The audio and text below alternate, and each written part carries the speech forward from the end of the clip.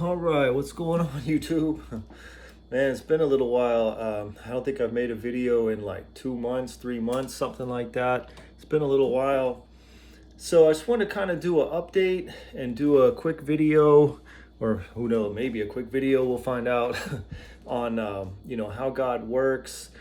Because there's a lot, that I could tell you experientially. And so I think at this point, I'm going to do like a series of videos. I kind of did that with the whole surrendered equals salvation thing, but I think I'm going to do maybe an overt series that I would entitle Misteachings of the Church. And it would be about stuff that specifically I feel like every church I have ever gone to gets wrong. Because, you're going to find churches that teach hell is real, and then others will teach hell is not real, and some will teach that the gifts are alive, and some will teach that the gifts have ceased. But there's certain things that I have encountered that I feel like every church I have gone to teaches incorrectly. So, just to give you kind of an update and how God works, which are sort of one and the same. Yeah, sort of one and the same. So, here goes. So, about 2 months ago, so what are we at now? We're at the beginning of December. So this was probably end of September, somewhere right. Yeah, I would say probably like the last week of September. I was just sitting at home, sitting on my couch in Maui, and out of nowhere I start thinking, I've never lived on Kauai. I've lived on the Big Island, I've lived on Maui, I've lived on Oahu. I've never lived on Kauai. I wonder if at some point I'll live on Kauai. And so that's it. That's all I'm doing. I just have those thoughts. And a week later, I get a call from the vice president of the company I'm working for. And she says, Douglas, how attached are you to Maui? And I'm like, I don't know. I'm happy here. I don't need to leave. I don't want to leave. I'm not thinking about leaving, But what do you got?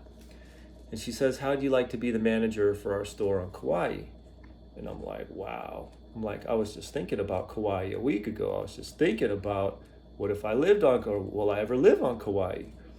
And so I didn't say yes because I was not ready to say yes, but, I was very interested because this just totally came out of nowhere. And to make things even a little more interesting, my lease, I had signed a year lease at the place I was staying at, and my lease ended at the end of October. And they wanted me to start at the beginning of November. So it was like already I'm seeing how all this stuff is linking up, right? So I need to think about it. I do think about it. I pray about it. And I start getting all kinds of confirmation signs. I get the peace of God that transcends all understanding. I get all the things that I'm looking for. And sure enough, eventually I say yes after about a week. I say, okay, let's do it. So from there, it was a big deal, I'm moving to a whole other island. I'm trying to bring a cat. There's a whole other side story about a second cat. That's a whole story for another video. But suffice it to say, the next month was crazy, trying to do everything and figure out everything and pack everything. And, I'm living in Hawaii, so it's not like I can just go drive to Kauai. I got to ship my car. I got to ship my stuff. Like, it's all a big deal. So it takes about, a month or whatever to get everything done, get everything squared away. And I'm getting ready to move over there. And I'm supposed to move on a Thursday. I'm supposed to move on Thursday, the 4th of November. And it's Sunday the 31st of October. And I didn't have a place to live in Kauai. I didn't have a place to live. So I had been looking on Craigslist. Either places just didn't look good at all, or they seemed good, but the people wouldn't respond via email. So I was honestly getting a little stressed out. And so normally, I really wouldn't have worried. I would have just gone into my, I would have been praying, fasting, reading the Bible, all the stuff I normally do. But I was just not in the right headspace, in large part because of trying to integrate this second cat. Like I said, that second cat is a story unto herself, okay? So the point is, I wasn't in the right headspace. I was feeling frazzled. My connection to God was a little weird because I just wasn't feeling, peace. I wasn't like everything wasn't all squared away. And so I was getting stressed out. So anyway, the Monday before, I'm supposed to move on a Thursday. So that Monday, the previous Monday, I said, you know what, I got to go to Kauai. I got to see if I can find, I got to go out there and see if I can find a place. So I fly out to Kauai. This is again Monday, the 1st of November. I rent a car. I say, God, where am I going? I'm not feeling super close to you right now. My brain feels frazzled. Like, where am I going? You tell me. What am I doing? Where am I going? Where am I supposed to live? Waimea. That's what God puts on me. Waimea, Kakaha, on the, what is that? The east side of the island? No, the west side of the island. And I say, all right, I'll go up there. So I drive up to Waimea, Kakaha, that area, this area. And I'm like, I don't know what to do. I pull out my laptop, pull up Craigslist. There's nothing good. I'm walking around. I don't meet anybody. Normally, like, I meet the right person, right time, that type of stuff. Nothing's happening. And so I'm just getting stressed out. And I went to go leave, and I felt like this wall, like a wall telling me, like, don't go. So I went back, and so I'm just sitting there, and I'm like, God, you probably got somebody I'm supposed to talk to or something I'm supposed to do. I'm just not in the right headspace. I don't know how I'm going to do this. And so it basically got to the point where, I was going to have to fly back to Maui, because it was not even a full day trip. It was just like, from 11 in the morning till like 5 at night or whatever it was. So I have this sense, like, to look at Craigslist, and I'm like, what's the point? I just looked at it half an hour ago. Like, I know nothing came up. I'm not in the right headspace. I just got to get out of here. So I go drive down to Lihue, where I had to take my rental car back and all that stuff. And I park. I parked in this Safeway parking lot, and I'm like, God, I don't know what to do. I'm supposed to move here in 3 days. I don't have a place to live. You've never let me down. Like, I know this is you. I know when I prayed about moving here, I got the peace of God that transcends all understanding. Like, what am I supposed to do? And I licked my fingers so I could snap. Check Craigslist. That's what God puts on me. And I'm like, all right, I'll check Craigslist. Literally, probably 15 minutes before I had left that area, the place opened up. Like, as soon as I saw it, I'm like, this is the place. I had been looking for a detached ohana, which is like a little detached house. And I wanted it to have, I could have cats there. I had hoped that there was off the street parking, because that can be a problem in Hawaii. So basically it fit all the bases. It was a detached ohana, pets were okay, had a carport, off the street parking. It was like, this is the spot. And it, like I said, it had opened up basically 15 minutes before I left that area. So I emailed the lady, kind of told her my situation. She didn't respond, or she sort of responded. So then I really told her my whole situation. Hey, I need to move here. I live on Maui. I'm supposed to move Thursday. I'm here only today, blah, blah, blah. So we talked on the phone that day. And we talked on the phone. We kind of had a loose verbal agreement, or that was how I felt at least. And then the next day we talked again, and it felt stronger. And then Wednesday, I talked to her husband, and the deal was sealed. They said, you can have the place. And then I moved on Thursday. So I didn't have the place until Wednesday, and then I moved on Thursday. And then I moved here officially November 4th. So it's been basically a month. So, okay. So the point of what I'm telling you, I'm just trying to give you an update. I live in Kauai now, in Waimea, and all that kind of stuff. But what I want to say is, and this is kind of in part going to be about what, like, the misteachings of the church is I know the type of stuff that I'm telling you is the type of stuff that Christians want. This is the type of stuff that Christians always talk about. They just want the job to show up. They just want the place to line up. They want these blessings to show up. And, I had some of this stuff happening as like a lukewarm Christian, but it was not until I surrendered that this stuff started to really happen, where I became a new creation, where I offered myself a living sacrifice, where I yielded to the Holy Spirit, where I really just handed my life over to God. That's when this type of stuff started to really happen. We could rewind to November of 2020. I was unemployed, like everybody. Well, October of 2020, unemployed, sitting at home, not sure what was coming, not sure what the next step in life was. I prayed, God, when do I need to be ready for life to look like real life again? November 1st is what he put on me. Again, this is 2020.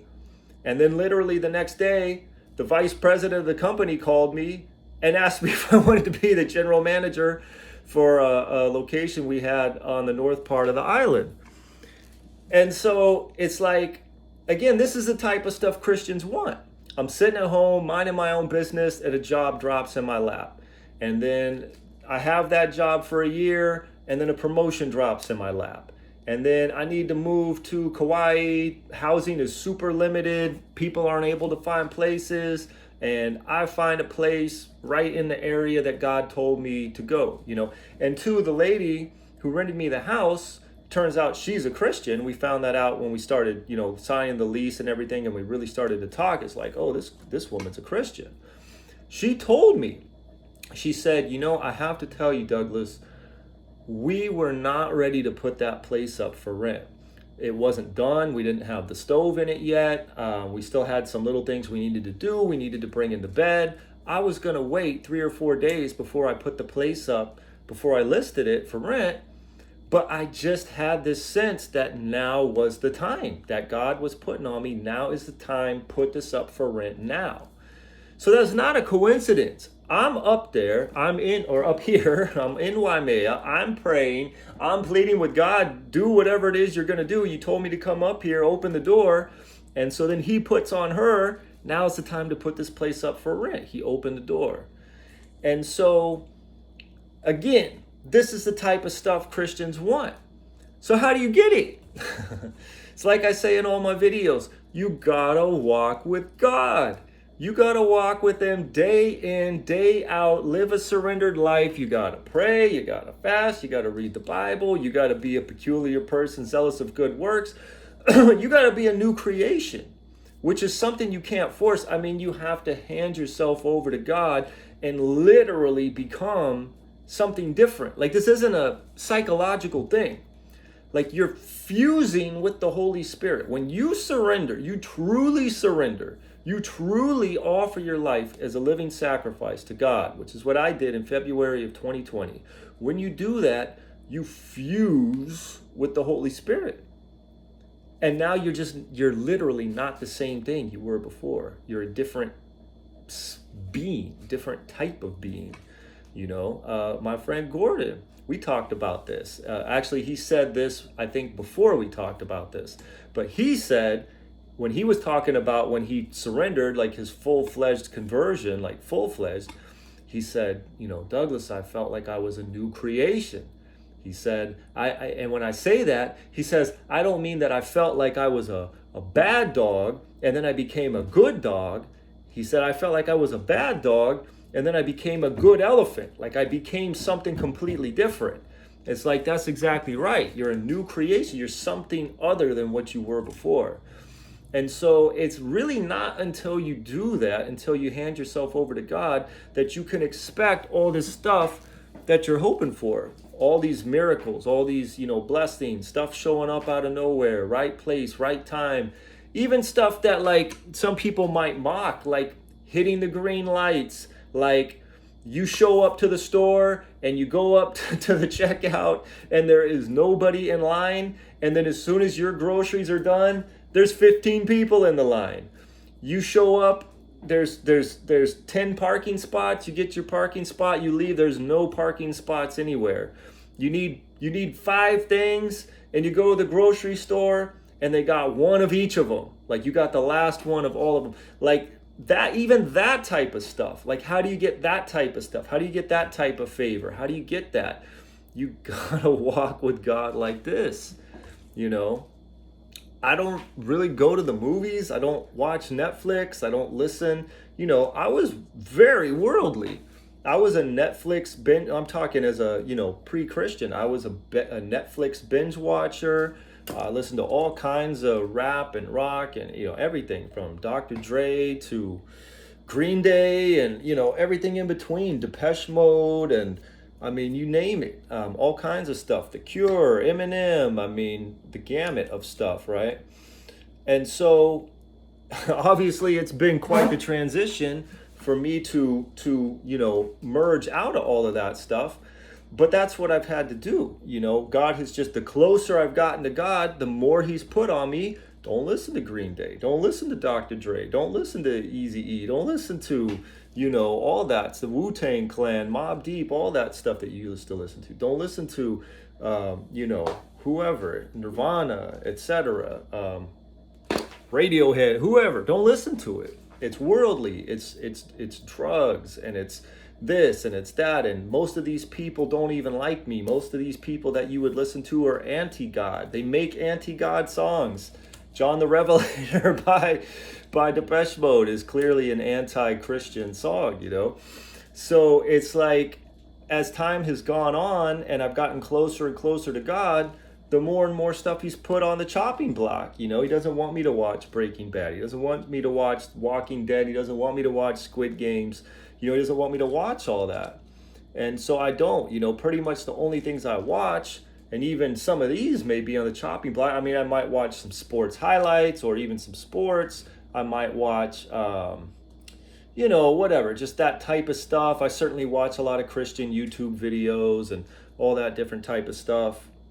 But as far as, very worldly stuff, I got no free pass. I got no license. I mean, he just doesn't let me watch it. And now it's kind of like a diet. It's like once you give up all the junk food, you don't even want the junk food. Like, that's basically what it's become. Now that I've given up all that stuff, if I start going towards that stuff, I'm like, I don't like the way that makes me feel anymore. And so you probably say, well, what do you do? If you don't watch Netflix and you don't watch this and you don't watch that, like, what do you do? Well, it's worth pointing out, that TV has only existed for like 100 years. I mean, people have been getting by fine without TV for, thousands of years or whatever. So, I work, for one, I work, I come home, I relax, I watch YouTube, I watch, sports videos, I read the Bible, I read, other Christian literature and stuff like that. Hang out with my cats, cook food, make tea, go for walks, go to the beach, go free diving, go hiking, go, just go do something. Talk to my friends, talk to Tom on the Big Island, talk to Edwin on Maui, just that type of stuff, just not Netflix and not TV and not certainly not the media and all that stuff. And I feel good, okay? But the point is, this is a way longer video than I thought it would be. But the point is that if you want the favor of God and the blessings of God and things work out and provision and this and the peace of God that transcends all understanding and loving what you do, because even that's a blessing, Me and you could have the same job and you hate it and I love it. Well, why do I love it? Because God's got his hand there and God's got his favor there and God's imparting unto me peace and success. And when I'm having a bad day, he sends me something that gives me a good day. And even beyond sending me stuff that gives me a good day, he just puts this kind of blanket of peace upon me. And so that's not to say I don't ever mess up or don't ever have bad days. But it is to say that when you walk with God like that, when you're in the Word, I fast 1 day a week, every week. I'm in the Word to some degree every day. I seek, I obey, I listen. I'm surrendered, I'm plugged into the true vine. That's what you got to do to get the sort of things that you're looking to get, So that's probably enough for this video. I mean, that the misteachings of the church is going to be about some of this type of stuff, about favor and how you get favor and blessings and all that different type of stuff, blessings and curses, and just things that I feel like either get glossed over in church or just get overtly mistaught. Because, I have had to unlearn so much. And I'll just pass on my wisdom to you. So, it's kind of a long video. All right. That's basically it. That's how God works. Shows up, opens doors, has favor. You're up there. You're one of his. He knows that you seek him, you're diligent with him, you need a place to live. He's going to press upon this person. Now's the time to put that ad up. He's going to press upon this person. Hey, my guy here is ready for a promotion.